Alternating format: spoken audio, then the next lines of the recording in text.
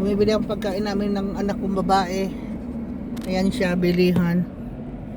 Bibili na rin ako ng tinapay, nakalimutan ko kagabi. Nandito ako sa tapat ng bilihan, bili tayo ng pagkain.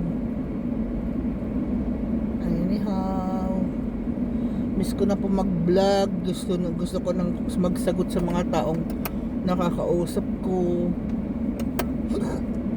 Hindi ako makapag-comments man lang. Almost 3 days na ganyan. Anyhow, sana maging okay na. Mabuksan na. Yung iba nag-a-add, hindi ako makapag-comments.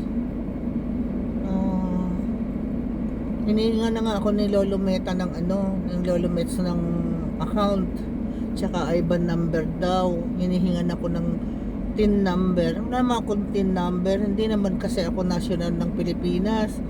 Dubai national na ako. So I was trying to find the TIN number. Wala nga pala akong TIN number. Tapos tumawag ako sa kamag-anak ko sa Pilipinas na Vice Mayor Secretary siya sa amin. Sabi niya, ma, hindi ka na pwedeng magkaroon. Kailangan mo may national ID pag kukuha ka ng TIN number. Ayun.